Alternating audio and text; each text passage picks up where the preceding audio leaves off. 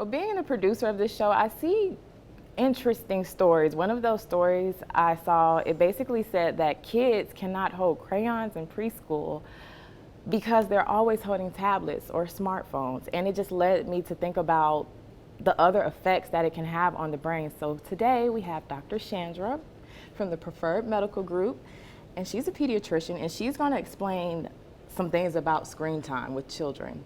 So one of the first questions I have is, does constant screen time or children being in front of a screen, tablet, smartphone, does it affect the brain in any way?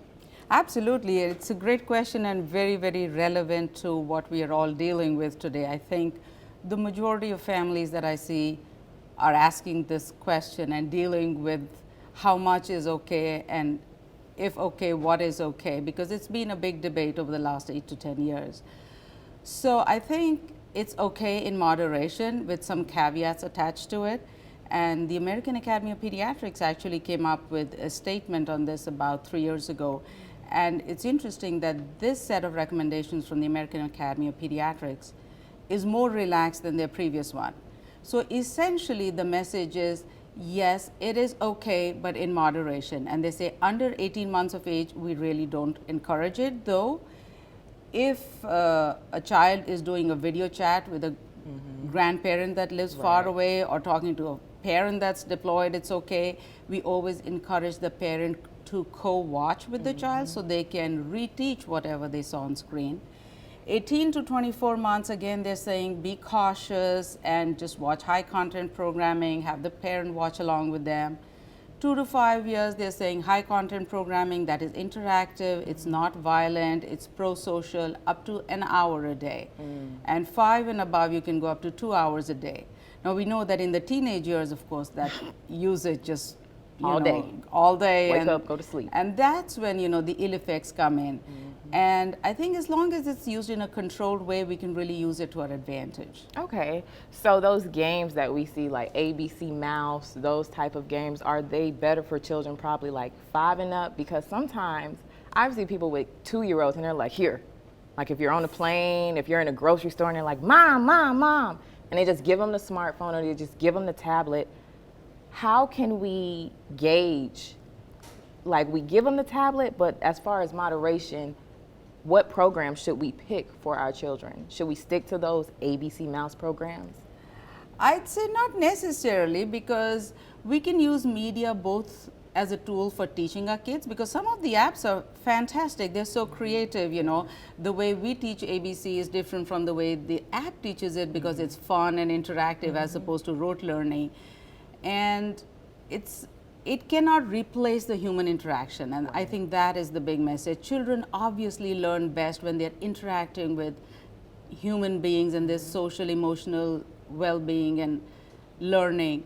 So we can use it as an adjunct. We can use it, say it's a distress time, your child's on the plane and howling, rather than hear everybody, you hear a howling baby, you'd give him an app for a little while, but it cannot replace the human interaction. Okay, so any alternatives? Like when I was younger, it was kind of more so Legos, go out and play, Anika, you have to go outside. I used to build mud pies. I know that's really weird, but those were things that kind of interested me, and now it's kind of just more so kids that are like 6, on Instagram, and it's so much stuff that could be good, but it's also kind of negative on there. Absolutely. So the statistics show that actually by 1 year of age, 94% babies have had a handheld device. So we are living in the digital age. I think it's here to stay, but we have to use it in a very controlled manner and in short amounts. I don't think it's okay to leave a baby for 2 hours while mama is watching TV, but I think it's okay for mom to cook dinner for 10 minutes while baby's watching an app. So in controlled amounts and in a supervised manner. So should we, like, Toys R Us is closed, but should we go to Amazon and try to redirect their attention? Like if they keep begging, like after the 2 hours, if they still want the tablet, should we do like Legos or those type of games? Absolutely. Kids learn best when they're hands-on, so touching, feeling things, and they're also more creative when they have free play. So that is the one negative about using digital stuff, that kids are losing their creativity. It's a push strategy to entertain them, rather than a kid like yourself at your age go out in the yard and look at some sticks and stones and trees and bushes and say, how am I going to entertain myself today? So yes, we do not want to kill the creativity of the children, and we do not want to take away that human interaction, but it's okay to use the apps in small doses and in very stimulating ways. Thank you for coming on. I think everybody needed this. My best friends, me, everybody, aunts, uncles, because I so often you just want to give them the tablet. Like, please, it's just the give easy me. option. It's the easiest option. Could be the cheapest option depending on how you use it and when you get it. So thank you for coming on and discussing, and I can't wait for you to come back, and for all the other topics I have swirling around in my brain. Wonderful. Thank you for having me. No problem. Bye-bye.